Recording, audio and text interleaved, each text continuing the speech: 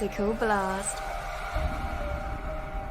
where pop culture gets blasted.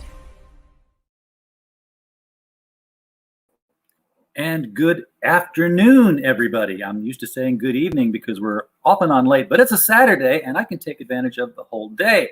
Welcome again to the Critical Blast podcast. I am RJ Carter, Senior Managing Editor at criticalblast.com, where pop culture gets blasted.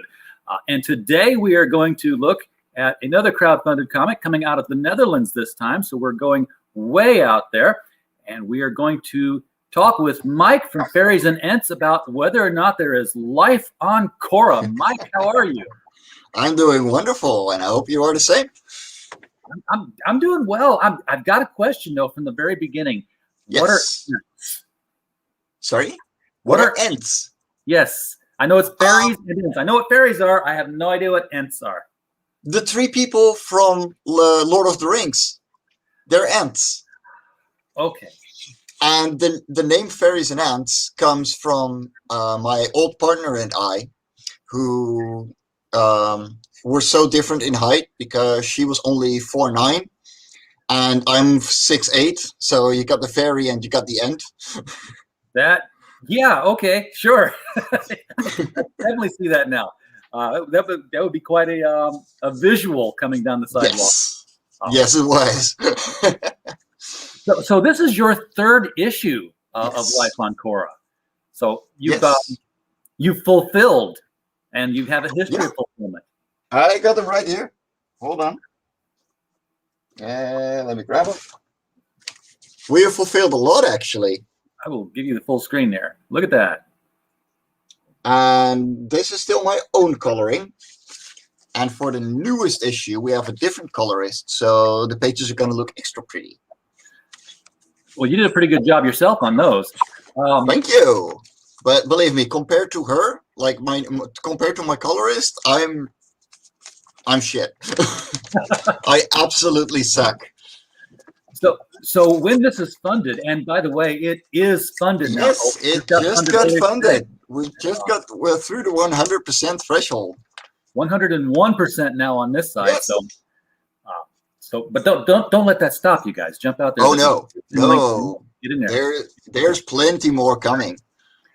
How much of the book is done? This third issue. Everything. Everything's It's completely done. It is completely inked. It is completely colored. The lettering is done. The PDFs are done. I've already sent you the digital copy to read. Yeah. It's already there, and it's ready to go out. Well, that's excellent. So there's no waiting period on this one, folks. As soon as the campaign has run its course, shipping will occur. So yes, pretty much. We're gonna take 1 month to take care of all the little kinks and everything, but yes, pretty much. You'll hold on to your money for a while too. So yes, exactly. All right, so I've got the page pulled up here. Very modest goal you had there. I mean, $600. Well, yeah. The thing is, like, the Kickstarter failed last month, and on that point, I just told myself, you know what? This comic is happening anyway. We got a new writer. We got a new colorist. I've done everything in traditional inks. I mean, there's blood, sweat, tears, and a lot of ink poisoning in this comic. So it's happening. So that's why I went for the flexible goal. Like, it doesn't matter how much we make, this comic is going to happen. Cool. I love that you can do that with Indiegogo. For people who we're going to do it no matter what. We don't need, $10,000 or it's all gone. And you've got a video here. I'm going to give this video a play and let's take a look at it. See if it can give us a little bit of insight into what life is like on CORA.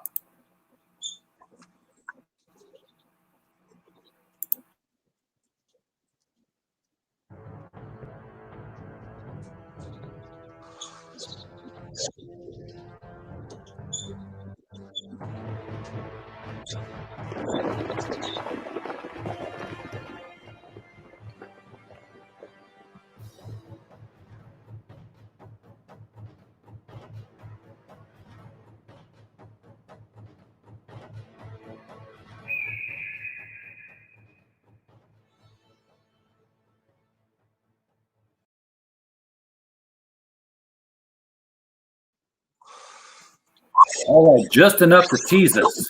Oh yeah, I actually learned to animate for that video, so I was gonna say you do some actual animation on there. It's not just a yes. slideshow of panels. So very No, very cool. no. So That let's hit was the like, elevator pitch then. sorry. Let's hit what they call the elevator pitch on this one. You know, like you have an idea, you step into the elevator, and there's the Yes. boss of the company, and you Yes. have between here and there to tell him what you want to tell him. Uh, Live on, yeah, of course. Live on CORA is a series of standalone stories that can be read separately or all at once. And every single issue, we look at a different kind of creature, and together with the reader, we build the world like that. So the first two issues were about little flying creatures and little fluffy creatures on the ground that played drums. And this issue is about rock people that go through their daily life, and you see how they live, um, especially how Octas lives, the main character. And yeah, it's there isn't much introduction. There's one page of world building, and that's all you need to get into this comic. now, From there, it's the picture of the world right there. yes. That's a world that it looks like it's in some kind of trouble because those things could like. It's actually the opposite. The world that you're looking at is actually what we would consider the sun, and where the creatures live on are the things orbiting around it. You can't just drive from one to the other. No, you can't. And it didn't look to me like they had the kind of technology that would allow them to do anything else. Nope. So It's a sci-fi megastructure, and I've worked out a lot of little details on the background, but the reader doesn't need them, so they're not in the books. Like, I got pages and pages and pages on physics and everything, but it's not needed here, so it's not going to be in the book. It needs to be nice and friendly. It's for all ages. It's an orb flying through space with continents floating around it, and there's a single cloud that waters the entire world, and that's it. Wow. That's all you need to know, and from there it's straight into the creatures. Okay, so each one is a standalone. Each one's introducing creatures and characters. Are you building towards something at some point, or Slowly, very slowly, but still, I want things to be able to be read separately. And there is a two-parter being scripted right now by one of my writers, or it's actually already done, but I have so many scripts ready, I'm going insane.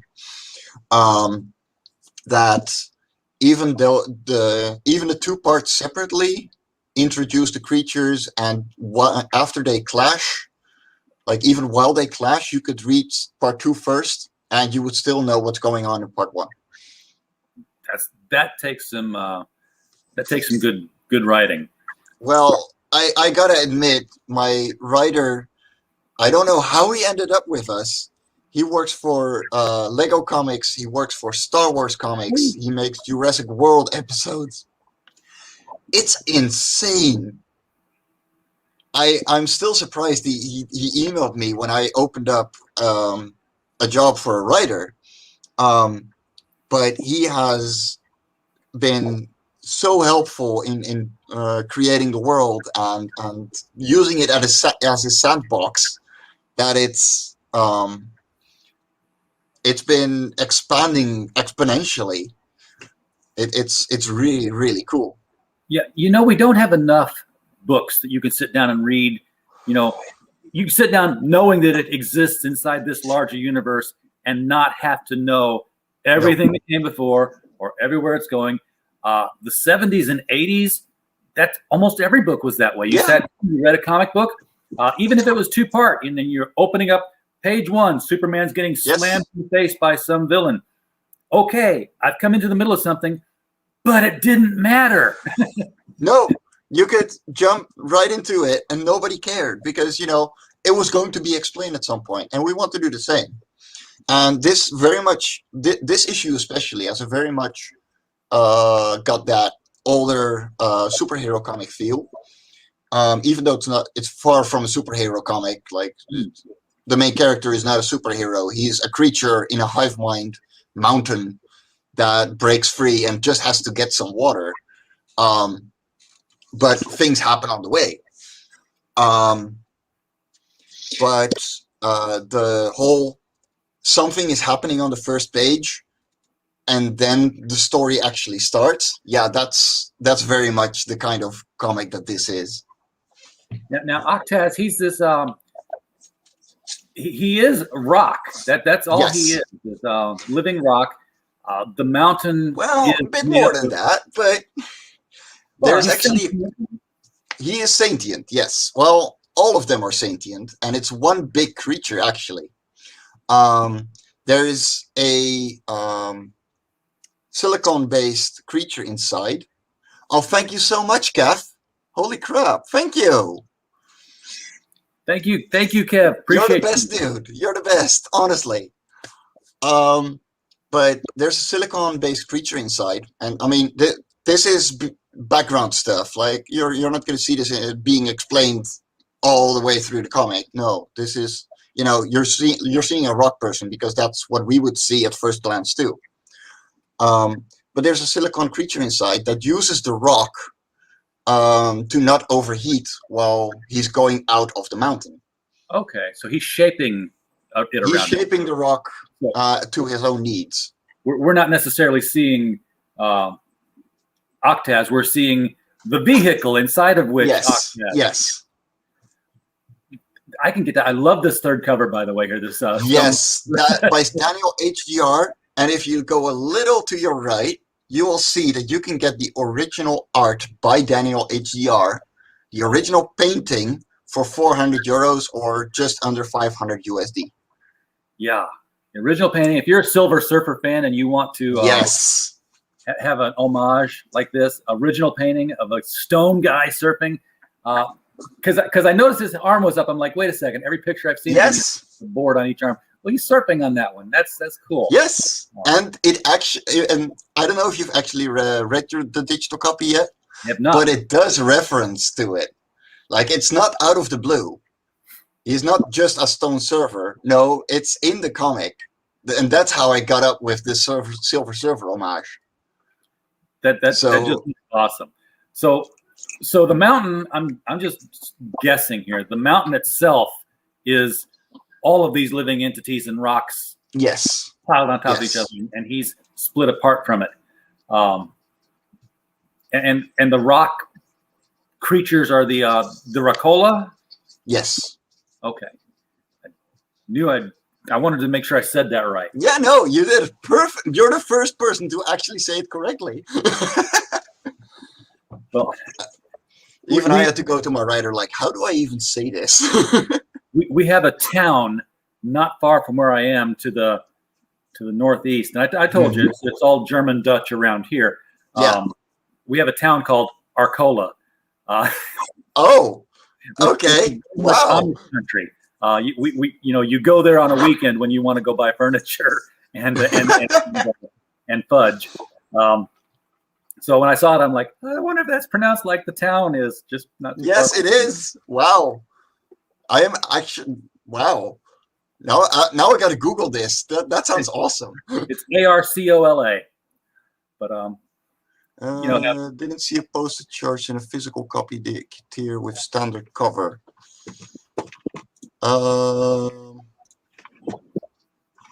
Really? Let me check that. I'm gonna check it too. Physical copy with standard cover. Hold on. Thank you. I didn't know that. Oh, you're not getting shipping calculated on that? I might not. Apparently. That's Live on Core 3 physical copy. Let me see. I'm clicking through it too, which is why I took it down so that credit card numbers and stuff don't get broadcast on the show. Oh no, of course. Yeah, it's not asking to calculate the shipping. Okay, let me fix that. Okay, thank you. Well, it would have made a lot of people very happy had they taken it yet, but they haven't. So Yeah, yeah. You might uh, all your physical copies real fast here. Um, and well, the rest should be good. you know what this means? It means it's not too late for for us to ship it for you. Well, fair, but it's only. I mean, it's only this one supposedly, unless the people find it on the variants as well. But where is it? That's what I'm checking now. I'm checking the Pebbles in Peril. Sounds like a Flintstones episode. Oh. It does, doesn't it? Yes. Okay. It is on the others. So by the looks of it, yes, it is. That's odd. Yeah. I would have thought that was something that was put on automatically. But it isn't. You actually have to do it every separate thing, just so you don't undercharge or overcharge. I'm going in. It's setting this one up was a lot more work than the Kickstarter. Yeah. Go ahead and take care of that while we talk about the thing here. Yeah, that was 23 euros people would have been saving. I think that's about dollars are more than euros. So yes. So I think it comes around to $27, which is I can't avoid it. It's really bad. But you will avoid it on the other hand, like even the 3-copy versions, like the ones where you get 1, 2, and 3 together, are still only 23 euros because it goes by weight. And 3 copies together are just under 1 kilo, and from 1 kilo you pay extra. So if you were getting the physical copy for 10 euros, $12, you can get the Pebbles. Let's look at these covers here, because you can get the Pebbles in Peril for 15 or the Stone Surfer for 15. Yes, they're all looking good, but that Pebbles in Peril one. Now, obviously, I just gushed over the whole Stone Surfer one because it's just this huge Silver Surfer appeal. Let me share my screen and you can see them in full size. How about that? Let's do that, because I was looking at the Pebbles in Peril one here too, and there's this giant owl creature, and the color effect is it's like in the mists and in the background there. Let's see. Why can I? Okay, well, then I'll do that. There we go. Now it's sharing. I can't do it for too long. My PC really doesn't like sharing all that much, but I hear you. I've been there. All right, I'll give that full screen. It doesn't really give me bigger like it doesn't do that much. I can zoom in a bit. What I will do is I will take the overlay off. There we go. He even upgraded the logo, so everyone is going to get this logo instead of the one that we originally made, which is only flat colors. That's both nice. It looks more embossed. Yeah, it's he did that as a little extra. I didn't even ask for that one, just but it made me very happy. Thank you, Kev. Appreciate you checking things out. Kev, you're the best. Yeah. And fortunately, nobody had picked the physical copy. Now, maybe that was because they couldn't find a shipping, and they're like, "Well, I'm not going to get surprised on this one." But yeah, this is the Stone Surfer variant by Daniel HDR, and it's going to be a little different because I put some small digital edits on it to make it CMYK, pop it a little more. Yeah. Let me see. Supposedly, I can. There we go. So this is the one that you're going to see on the actual cover. Now, how is that staying to? Is that like magnetized to his arm? No. There's actually like part of the creature inside it that actually holds onto it, and he can let go of it as well.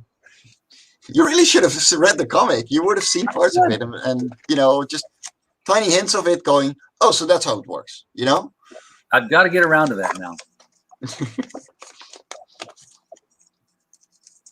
And yeah, Daniel HDR drew this live for me, and I was crying happy tears every single moment of it. He Well, I would. is. It's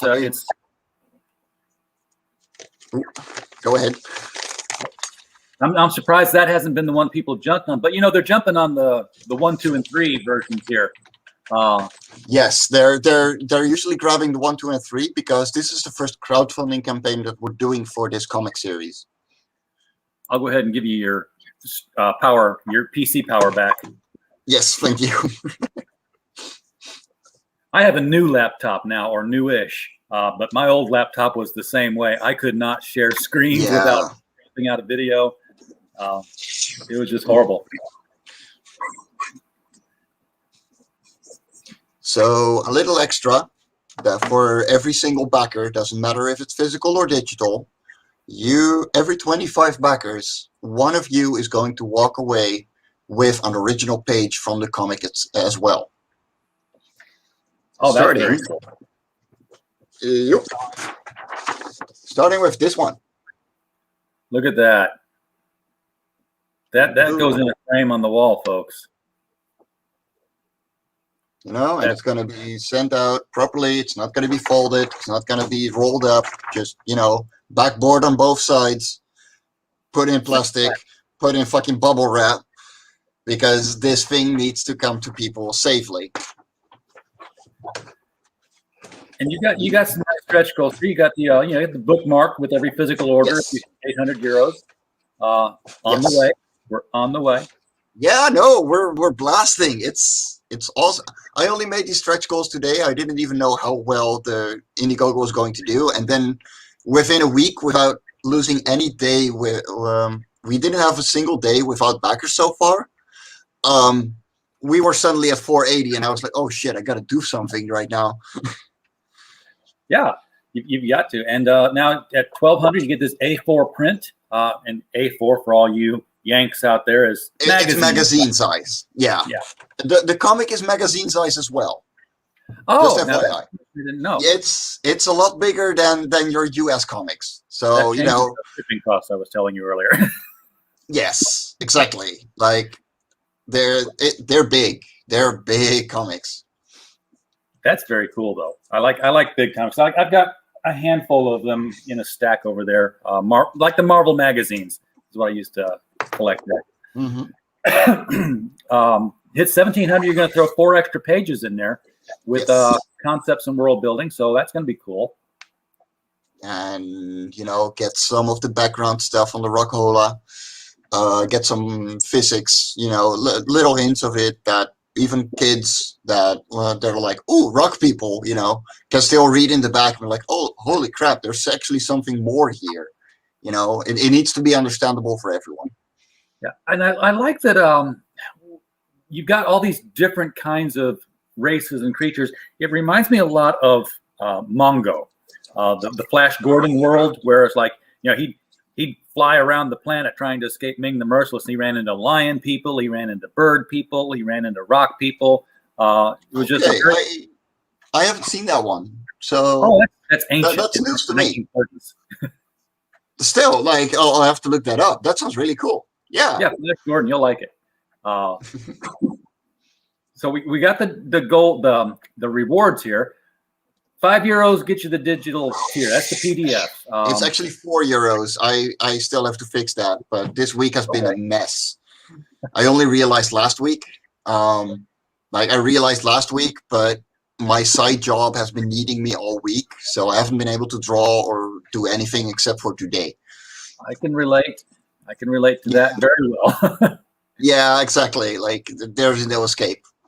We've all got to have that job that makes us the money to do the things that we want to do.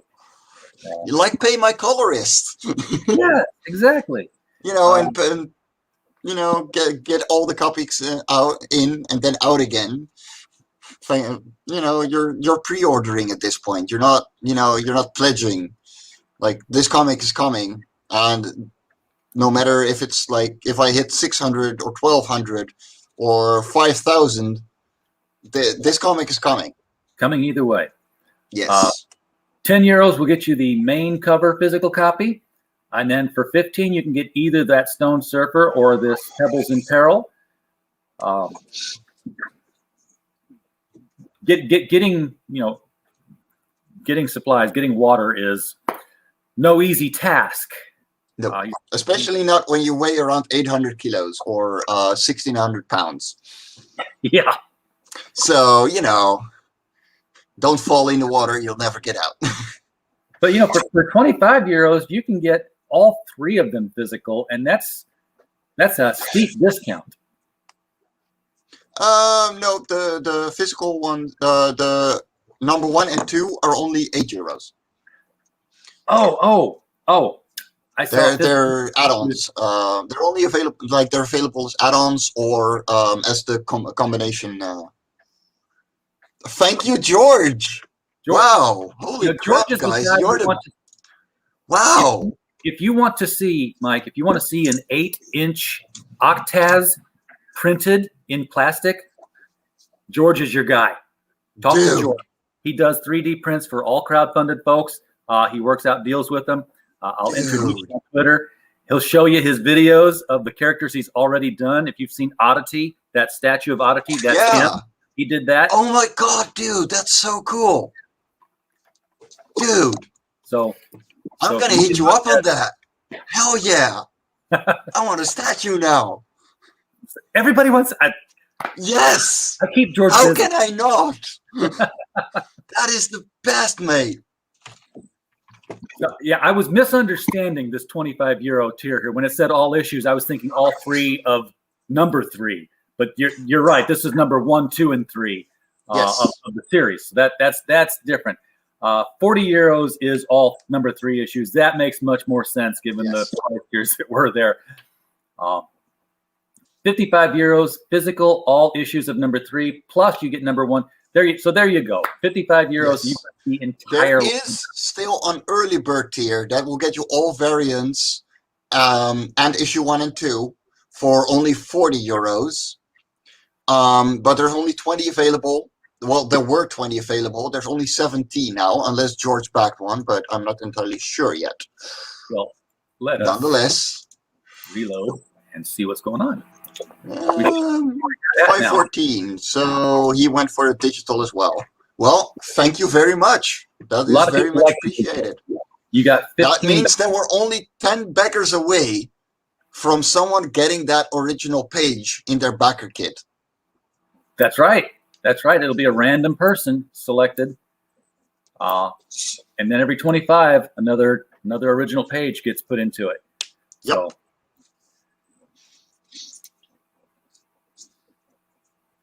and then 100 euros, you get an A4. Original inks, black and white commission. More like the A4 is almost like comic book size, American comic book sized. No, A4 is literally magazine. Oh, I got it mixed up. Yeah. It's the same size as the comics. Yes.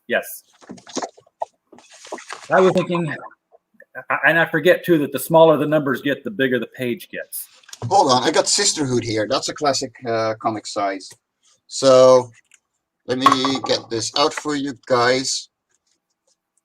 Okay, so there's a standard comic on top of Life on CORA. So now you get an idea of how big Life on CORA is at the A4 size. It's almost like a Time magazine in size. So you're going to get a lot more graphic for your eyeballs to peer over there.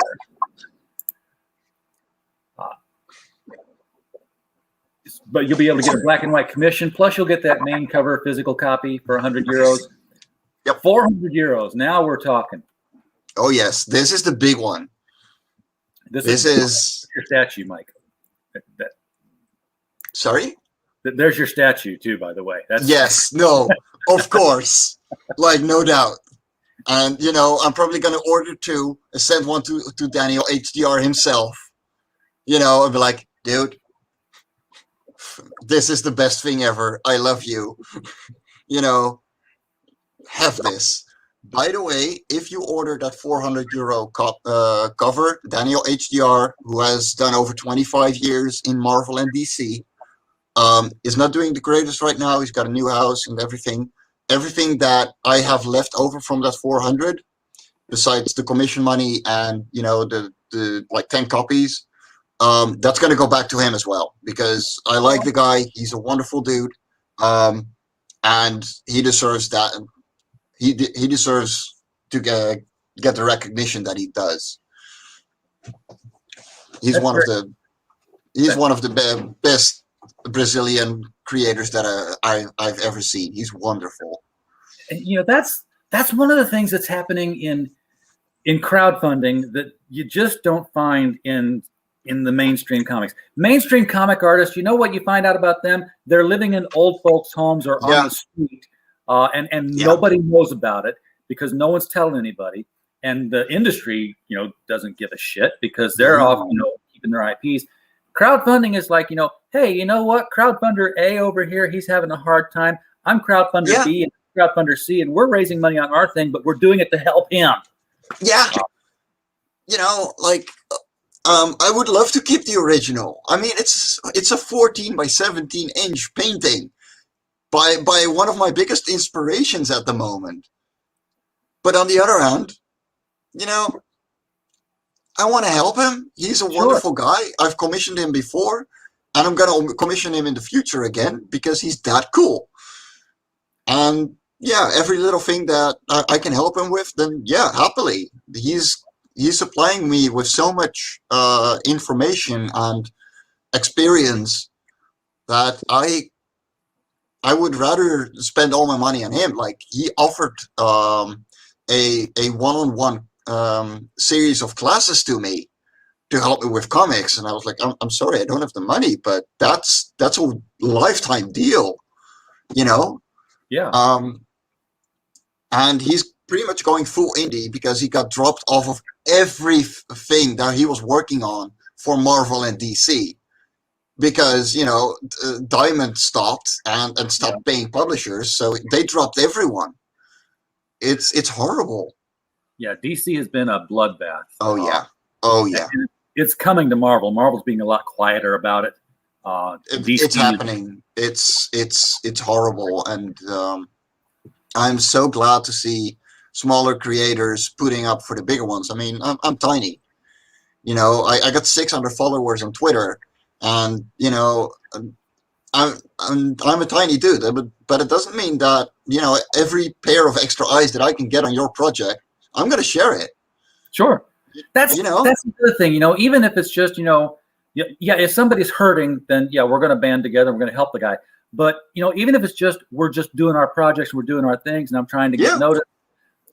I say this a lot, but can you imagine it's 1968, 1969, and, Julius Schwartz's phone rings in his offices at DC Comics, and he picks it up, and he says, Julie, Stan Lee here. We're putting together this Spider-Man thing. We need some help getting eyeballs on it. It'd be like click, hang up. Nobody helping anybody like that. Now it's hey, you're doing this. I see that you're doing this. I did this. It's screwed up. Let me tell you how I got around it. Exactly. We're helping everybody build. Yeah, I mean, we're not competing here on crowdfunding. People that back my book are just as well gonna back someone else's, and I hope they do. We're not competitioning. Like, there is no competition. There is no if. I mean, if they don't back my book, then they're gonna help someone else make it. That's cool. I love that. It's this whole rise. The rising tide raises all boats, and the more people do crowdfunding.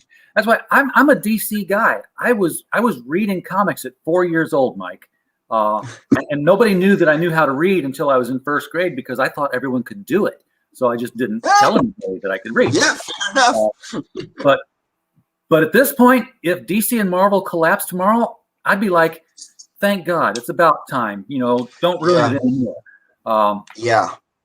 I mean, you see single issue comics go out with up to 20, 30 variant covers. And I'm like, guys, no. Like, how do you think you're going to make money? Like, the comic book shops aren't going to keep all those 30 variants of the same issue, and they don't want to have to buy 25 of the main cover in order to get one variant.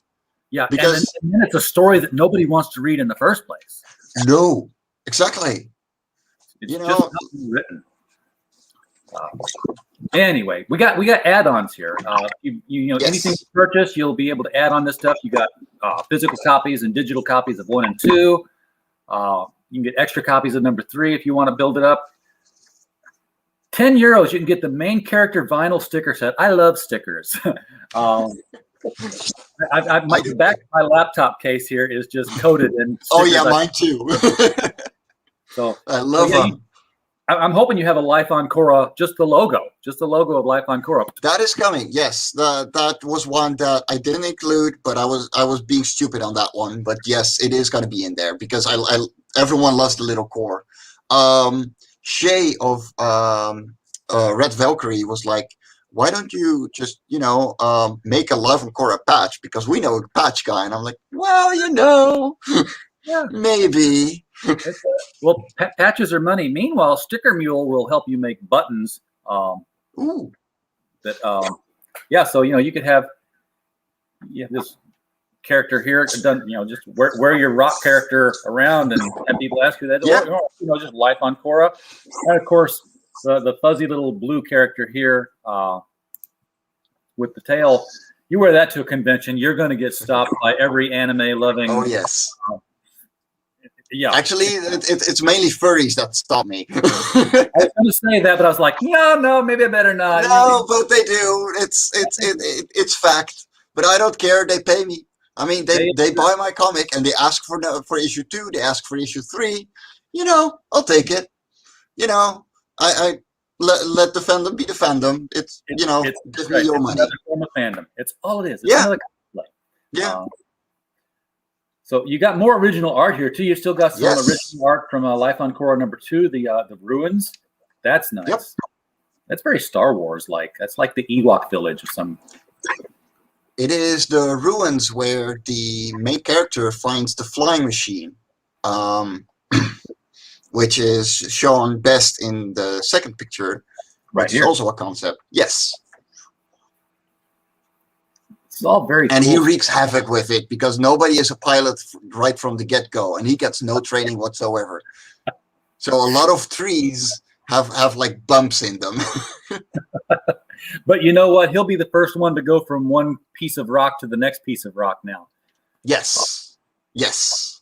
Now, was CORA always this way? Because it looks shattered, like something happened in the distant past to it. I have not figured that part out yet. Like, there is the ancient civilizations that are clear, and there's ruins everywhere, and the creatures from Life on CORA 1 and 2 that are mainly in there are using them as homes and learn from the hieroglyphs in them. But for the most part, I am not entirely sure yet. I'm still figuring that part out. Like the workings, the workings are easy. Like the workings of the world itself come to me naturally. But when it comes to the world building, I got my writers to be the ID machines. Yeah. And sometimes the world has to take time to tell you what it is. Yes. Oh, yes. If you're a writer, you understand that. Oh, yeah. We're looking at the original pages now here. So number 1, you're closer to that 25 backers. As soon as you get 25 backers, one person is going to get this in their package. Doesn't matter if it's digital or physical copy. You can get that original page. Same for 50 backers. You get this original. Yes, and that is my personal favorite. That's why it's a little higher up. That is also the highlight page that is in the previews, where it's actually fully colored. But yeah, it's my favorite page ever. Yeah, I didn't. This is bigger than 22 pages now. I was going to ask, how big is this book? No, it's 32 pages. It's 32 pages. That's not bad. It's better than 22 pages, which is your standard comic book size. I mean, the first issue was 22, but we very quickly realized that the stories that we were trying to tell and the space that we had for them in 22 pages was just not enough. So we started using the 32 as a standard. And that's 32 A4 size pages, folks. That's a big comic. Yes. Let's get this thing to 125 backers, so you've got to send out as many. 5 of them, and all the other original pages you can claim for only 50 euros with the original with the main cover. So if it's not marked as a backer raffle, then you can say, then you can still buy it as a tier. And then it's 60 euros for an original page together with the main cover. So, 50 euros for the page. Awesome. So just get in there, pick a book, and then say, I want page 15. Yes, exactly. And if it's available at that time, you get it.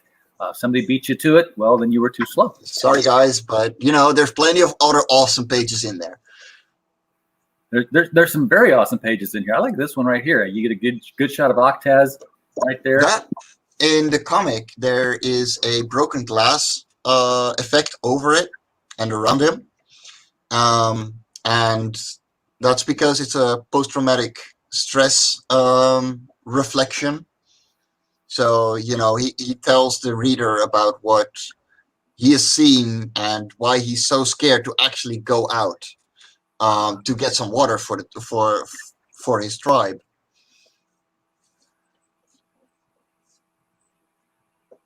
So when did you do you recall what was going on when you got this idea for Life on CORA? I mean, where was the inspiration that sparked this?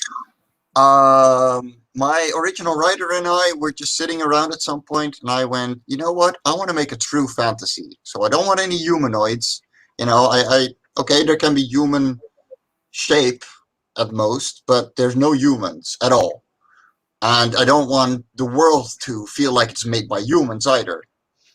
Because we as humans would make a Death Star. We would make a bowl of heaven. We would make the Borg cube from Star Trek. That's what we would make. And I'm like, no, look, we're gonna turn this whole thing inside out. And then I started just sketching the world, and I was like, yeah, this is it. The splash page of the world is like the first image I ever made of it. And from there it was like, okay, but what kind of creatures live on there? How would the gravity work? How would it affect them? And, there's a lighter gravity because the continents are not that oversized. So creatures with only their upper arms and wings on them would be able to fly because you don't need much. So that's where the Nuttall came from. And they were like, okay, but closer to the ground, you would have a little more gravity, a little less light because it's very thickly forested on that continent. So, the creatures on the ground, their far cousins, they will have smaller eyes. They will be a little bulkier to be able to have, more muscles. Now I'm looking at Ring this. World, that's the one I was missing. Yes, thank you, Heroine. I was thinking Ring World myself too, because the sun's at the center and things are at the outside, but it wasn't or anything. But so those of us living on planets, used to living on a planet where it's like you walk around the outside and this literally you could walk the equator if there wasn't I call that water and stuff in your way. Well, I mean you just got to be a good swimmer. Exactly. I'm curious how gravity does work on these chunks of planet.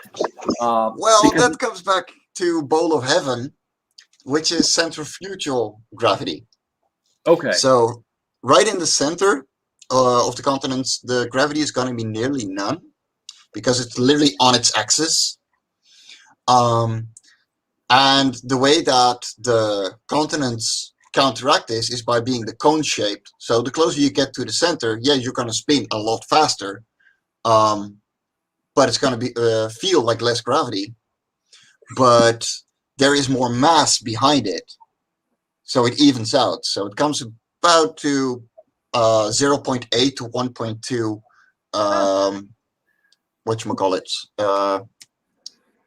gravities. Yeah, I- Earth gravity.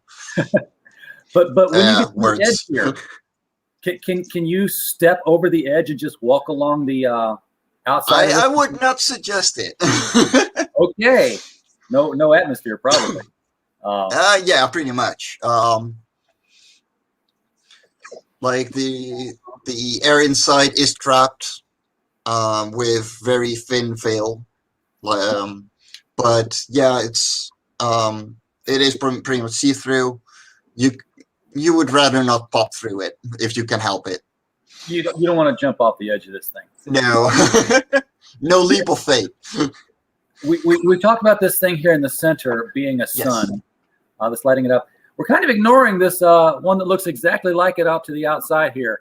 What is its purpose? Because it looks exactly like this sun that's in the center of CORA here. I don't know yet. Ah! I have mainly been I've been mainly focusing on the continents and how those work. Like the small one at the bottom with all the ice on it. Like we're working on that one as well. Like getting the usage and creatures on that worked out. That's going to be issue 5 and 6. Yeah. Yes. Okay. Issue 5 and 6. Now, But yeah, it's you can consider it a moon pretty much. okay, because you've also said at the beginning that this is like a sun. This Yes. is obviously not a star. Stars No, don't it's not. have physical. This looks like something's holding something. Like I've got my hand wrapped around a baseball, but I'm It is a power core. yes. It is a power core, and so it- is this. yes, These but are I haven't 20 figured that part out yet. But it pulsates from really dark blue, like almost midnight, to very light blue, and that pretty much causes the days to go in and out of about roughly 18 hours, like about one cycle or pulse being 18 hours. And because it's blue and it gives off blue light, our spectrum blue light, there is no yellows or reds in this comic. So everything looks green, blue, gray, black, and purple, because that's the closest you're going to get to to those levels of those light frequencies. So did that present any challenges to your? Well, you were the colorist on the first 2 issues. I was the colorist on the first 2 issues. Yes. Did you find that presented any challenges? Where like boy, I really need some red here to make this pop, but No, my current colorist has a lot more issues with it than I do. I'm really not a colorist. I'm an inker. I'm a penciler. That is my thing. Pretty much all my older art is black and white because that's what I like to do. I didn't start using colors until I got my first graphics tablet when I was like in 2015. So until then, I was pretty much doing my thing in black and white, and I still am. But I wanted to color this, so it's mainly flat colors on the first 2 issues. But I really like blue and green, so that's what I went for. For this, if I would have liked red and yellow more, I probably would have taken a red core. Yeah, it makes sense. You don't think about the color of the star impacting the color palette of what you would see on the planet. No, but because it's not a real star, it only sends out certain frequencies of light. Exactly. Yeah, absolutely. And it's not a solar system. There's nothing else, around here. This is very. In fact, I don't even know if they would ever see the stars because they're encased. Yeah, they're pretty much polar opposite. Well, they do get glimpses because the core is like the size of the moon for us, and from there, if it's not too bright, well, it never gets that bright.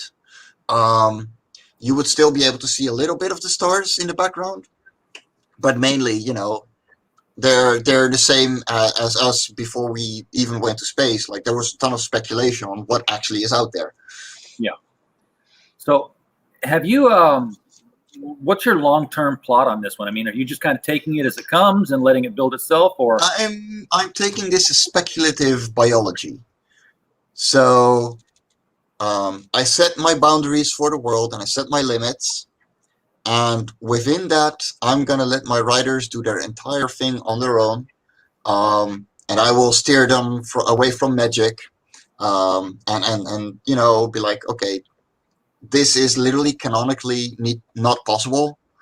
But otherwise, like, yeah, if you got a creature in mind and I can make it work within the world with the physics that I have, it can go into the comic, and you can make a story around it. Go right ahead. But it's like you said, no magic. It's all going to be biology. I like that. That's because you ground it more. I think you don't you get excuses for like, I need to get this done. I have no idea how to do it. Magic. Yeah. No. Exactly. Like it's if it's done well, like go ahead. But for the most part, it's not done well. I'm sorry. There's a million ways that you could actually do it correctly. But yeah, no. Like the first issue has a little bit of a magic feeling to it with the drum ritual, where they activate little cores that give off energy that they use as light source and as machine powers, because there are still ancient machines from the creatures that built the core, like CORA itself. And they use it to build it and everything, like really small. But even that I managed to explain with static and electricity, and it having to be done during the time that the single cloud comes around the continent, with the storm that it brings, that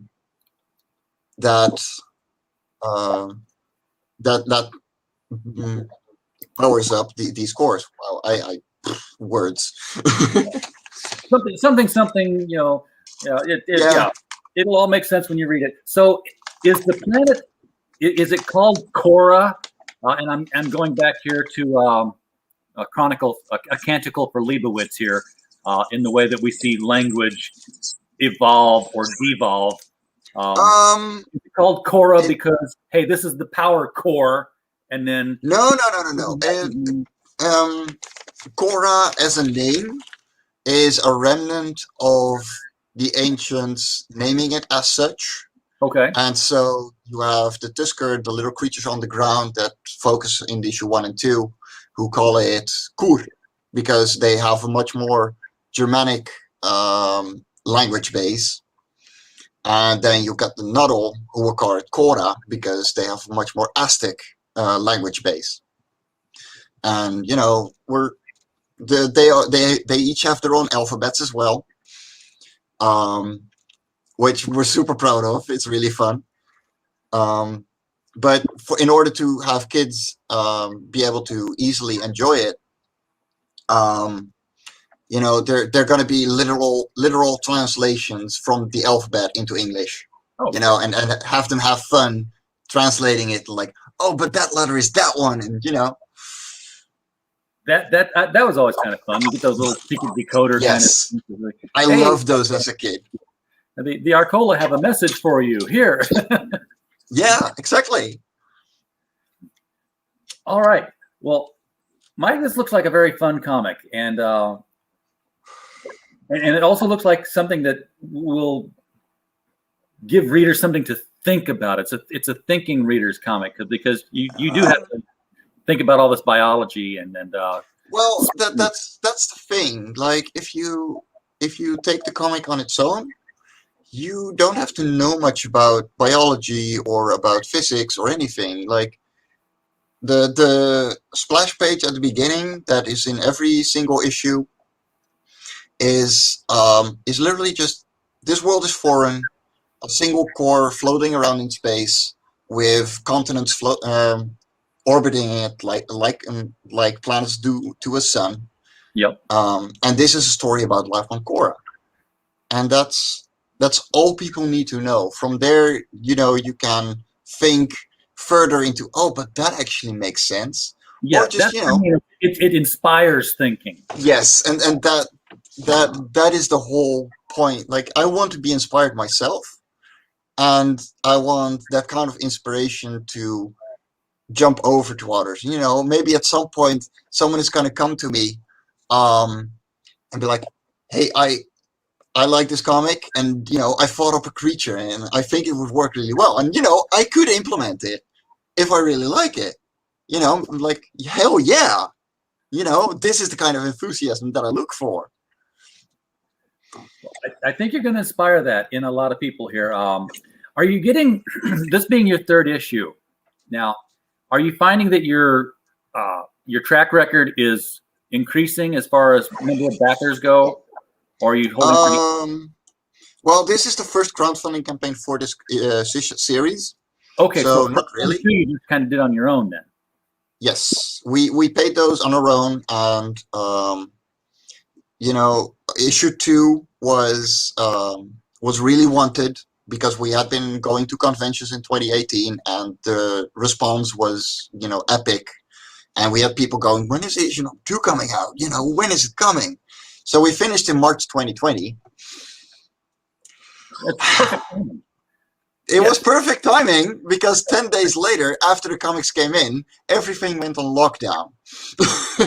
Yes, I had the books to the side that I've written and stuff that we've also published.